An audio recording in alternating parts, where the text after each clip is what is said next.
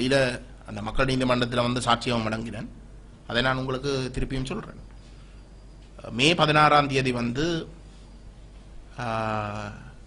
அப்பொழுது தமிழீழ விடுதலை புலிகளுடைய பிரதிநிதியாக இருந்த கேபி வந்து என்னோட தொடர்படுத்தார். கேபி தொடர்படுத்த கேட்டவர் வந்து அப்படி இயக்கம் முடிவெடுத்திருக்கிறதாகவும் ஆயுதத்தை கலைத்து தங்களுடைய கட்டுப்பாட்டில் இருக்கிற அந்த நோஃபயர் ஜோன் தங்களுடைய கட்டுப்பாட்டில் இருக்கக்கூடிய மக்களை பாதுகாப்பாக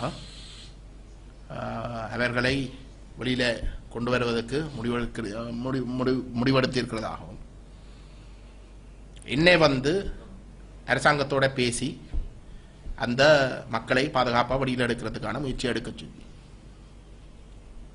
16ஆம் தேதி 4 மணிக்கு எனக்கு திட்டவட்டமாக சொல்லப்படுது வந்து இயக்கம் ஆயுதத்தை கைவிட்டதாகும், இனிமேலும் தாங்கள் சண்டை பிடிக்க போறது இல்லை என்று எனக்கு அறிவிக்கப்பட்டது. கிராஸ் ரூட்ஸ்ல இருந்து அரசியல் துறை பொறுப்பாளரும் சமாதானம் செய்யறதுக்கான பொறுப்பாளரும் வந்து என்னோட பேசினார். நடேசன் அண்ணன் புளித்தவனும் புளி அண்ணன் வந்து என்னோட பேசினார். அவர் என்னோட கதைச்ச விஷயம் சரி என்றும் எனக்கு உறுதிப்படுத்த இயக்கம் ஆயுதத்தை மௌனித்து இருக்கின்றது, இந்த மக்களுடைய உயிர்களை காப்பாற்றுறது.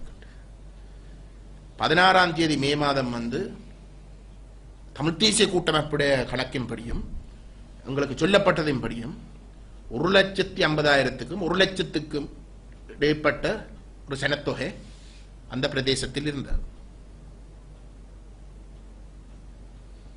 எங்களை பொறுத்தவரையில் அந்த கடைசி கட்டத்தில் முள்ளிவாய்க்காலுக்குள்ள அப்ப உண்மை பொறுத்தவரையில் வந்து இப்போ நான் பசில் ராஜபக்சோட கதைச்சு கொள்கை அளவில் வந்து ஒரு இணக்கப்பாட்டை வந்தேன் என்றால் நாங்கள் உண்மையில வந்து ஐசிஆர்சியோட கண்காணிப்பில் வந்து போய் பசில் ராஜபக்ச நானும் ஐசிஆர்சி கண்காணிப்பில் வந்து இயக்கத்துடைய பிரதிநிதி நடேசன் வெளியில் வந்து பேசி இதில் வந்து முடிவெடுத்து அந்த மக்களை பாதுகாப்பாக வெளியில் கொண்டு வராண்டு தான் நாங்கள் கேட்டோம். ஆனால் அரசாங்கம் வந்து ஐசிஆர்சியை கொண்டு வரையிலா, ஐசிஆர்சி கொண்டு வந்தால் வந்து அது பெரிய பெரிய நிபந்தனைகள் அவை போடுவினோம், இதை நாங்கள் கதியில் முடிக்கணும்ன்றதுக்காக வந்து பிஷப் மேர் நீங்கள் 2 பேர் விரும்பின பிஷப் மேர் 2 பேரையும் நீங்கள் சொல்லுங்க, நாங்கள் அவையோட போகலாம்னு சொல்லி அப்போ நாங்கள் அதுக்கு இணங்கினோம், இயக்கம் அதுக்கு இணங்கினோம். சரிதானே? அது மே மாதம் 16ஆம் தேதி இரவு ஒரு 8 மணி அளவுக்கு இந்த இணக்கப்படம் வந்தது. ஆனால் நாங்கள் இரவு இருண்டிருந்தபடியால் வந்து விவிஐபிஸ் வந்து ஹெலிகாப்டரில் வந்து அந்த நேரத்துக்கு வந்து கொண்டு போயிடலாண்டும் அடுத்த நாள் விடிய காலையில் வந்து மஹிந்த ராஜபக்ச ஜனாதிபதி வந்து ஜோர்டன்ல இருந்து இலங்கைக்கு திரும்புகிறாண்டும் திரும்பின உடனே வந்து தேசிய பாதுகாப்பு அவையுடைய கூட்டம் நடக்கும். அந்த கூட்டத்தில் வந்து இந்த திட்டத்துக்கு வந்து அனுமதி எடுத்து தாங்கள் இதை நடைமுறைப்படுத்துவோம் என்றுதான் கொள்கைகள் வந்து இணங்கினது. 16ஆம் தேதி இணங்கினது 16ஆம் தேதி 8 மணிக்கு இரவு 8 மணிக்கு 16ஆம் தேதி 10 மணி 11:30 10 மணிக்கும் 11 மணிக்கும் இடையில வந்து கேபி வந்து என்னோட தொடர்பெடுத்து அதுக்கிடையில வந்து ஒரு 3-4 முறை தொடர்பெடுத்தார். ஏனென்றால் இப்படி இணங்கியும் அரசாங்கம் வந்து அந்த பிரதேசத்துக்குள்ள ஹெவி ஆர்ட்டிலரியை பயன்படுத்தி அந்த மக்களை தாக்கி கொண்டிருந்ததாகவும் கொத்து கொத்தா அந்த மக்கள் செத்து கொண்டிருந்ததாகவும் அந்த ஒரு மணித்தியாலத்துக்குள்ளே மட்டும் எனக்கு சொல்லப்பட்ட 3000 மக்களோட உயிர்கள் இழந்திருக்கிறதாகவும் தயவு செய்ததை நிப்பாட்டை சொல்லி எனக்கு கேட்டேன். நான் திரும்ப வந்து பசில் ராஜபக்ச எடுத்து போட்டு கேட்டேன், இப்படி நீங்கள் கொள்கை அளவில் வந்து இணங்கிட்டாங்க, ஆயுத மௌனிச்சிருக்கிறாங்க, இனி வந்து இவை சண்டை பிடிக்க போறது இல்லை, இந்த மக்களை காப்பாற்றுறதான் நம்ம இந்த முடிவு, நீங்கள் ஏன் இதை செய்கிறீங்க, தயவு செய்து நிப்பாட்டம் வருஷம் வந்து நான் பாதுகாப்பு அமைச்சோட பேசி போட்டு வாரண்டு பேசி போட்டு எங்களை வந்து சொன்னேன், தாங்கள் அதை நிப்பாட்டலாம், தாங்கள் நிப்பாட்ட தயாரில்லை.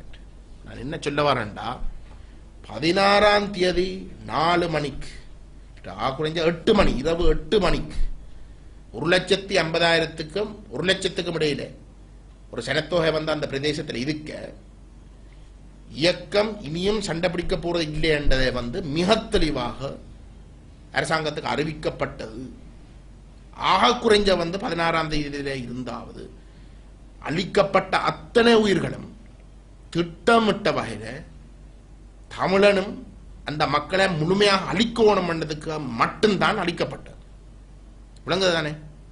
இராணுவ நியாயம் எதுவுமே இல்லை. இரண்டால் இயக்கம் ஆயுதத்தை கைவிட்டு சண்டை பிடிக்கிறதுக்கு இல்லை, முடியாதுன்றும் அறிவிச்சிருக்கு. அதுக்கு பிறகு நடந்த ஒவ்வொரு உயிரும், இழந்த ஒவ்வொரு உயிரும் திட்டமிட்ட வகையில வந்து அந்த இனத்தை அழிக்கணும் என்ற ஒன்றில் முழுமையாக இல்லாட்டி ஒரு பகுதியாக அழிக்கணும் என்ற ஒரே ஒரு நோக்கத்துக்காக தான் நடந்தது.